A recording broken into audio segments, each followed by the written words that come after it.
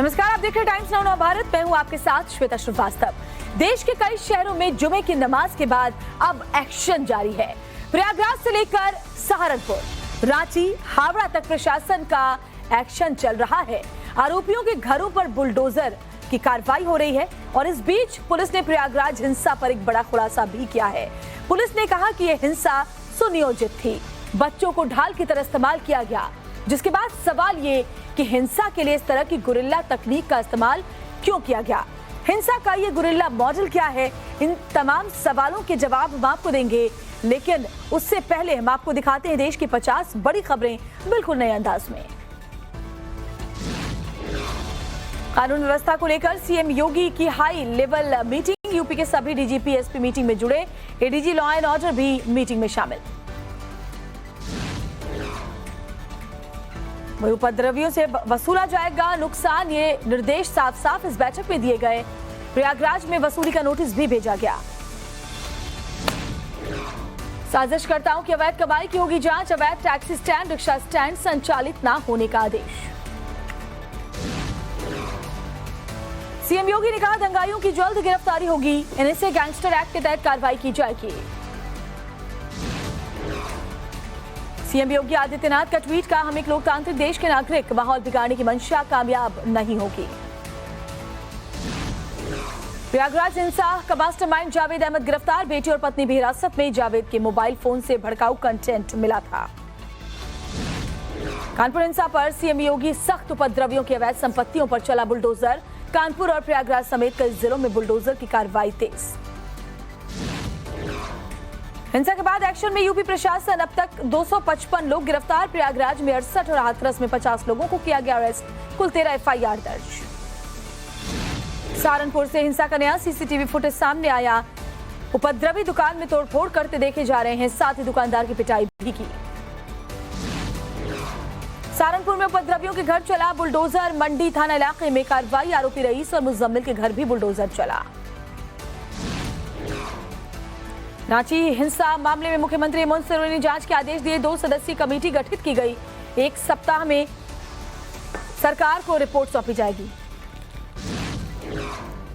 रांची में डीजीपी नीरज सिन्हा ने हिंसा प्रभावित इलाकों का निरीक्षण किया, लोगों से अफवाहों पर ध्यान न देने की अपील की। झारखंड की राजधानी में हिंसा के दौरान उपद्रवियों ने वाहनों में आगजनी की, जिसके निशान अभी तक मौजूद हैं। रांची में उपद्रव के लिए पहले से प्लानिंग, कई जगह दिखे पत्थरों के ढेर, स्थानीय लोगों में डर का माहौल। हावड़ा में लगातार दूसरे दिन हिंसा के दौरान आगजनी की घटना, पुलिस ने आंसू गैस के गोले छोड़े, भारी पुलिस बल की तैनाती। हावड़ा जिले के उलुबेरिया इलाके में 15 जून तक curfew, national highway railway station पर धारा 144 लागू। हावड़ा में हिंसा के आरोप में अब तक 70 लोग गिरफ्तार, कल जमकर हंगामा और आगजनी हुई थी। मुरादाबाद हेट स्पीच केस में कार्रवाई, 25 आरोपियों को 14 दिन की रिमांड।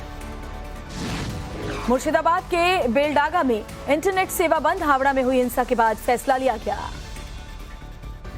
देश भर में हुई हिंसा की बीएचपी ने निंदा की, कहा हिंसा न समाज के हित में है और न ही देश के। G7 समिट से पहले पीएम मोदी का यूएई दौरा, 26 से 28 जून तक जर्मनी में होगा G7 समिट।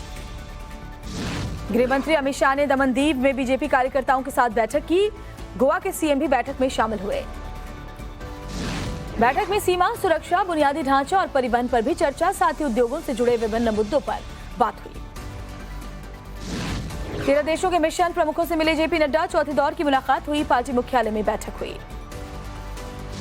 दिल्ली में 15 जून को राष्ट्रपति चुनाव पर सीएम ममता बनर्जी की बैठक, मीटिंग में अरविंद केजरीवाल, अखिलेश यादव समेत कई विपक्षी नेता शामिल होंगे।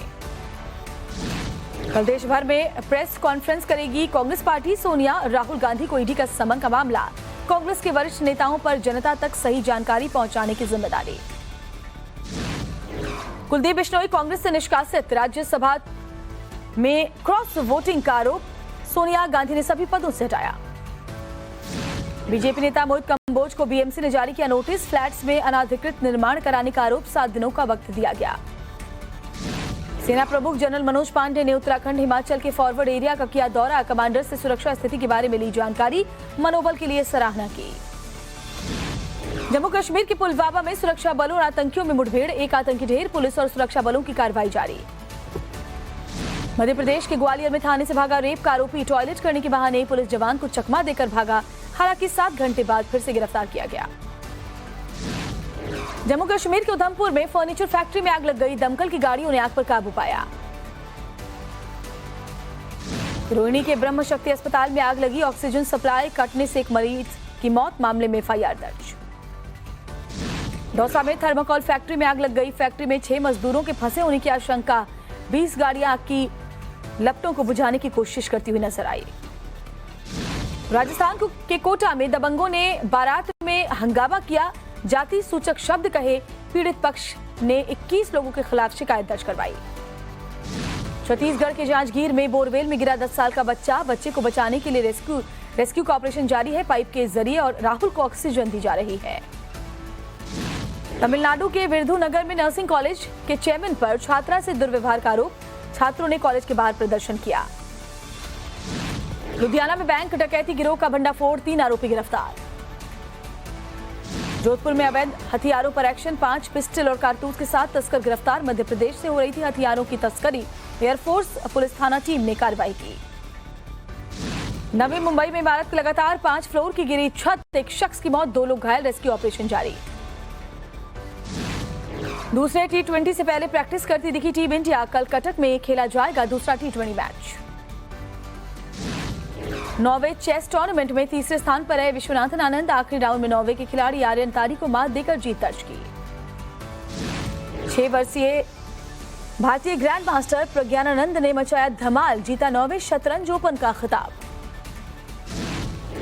ब्रह्मास्त्र फिल्म से सामने आया नागार्जुन का लुक। आलिया भट्ट ने इंस्टाग्राम पर शेयर किया लुक।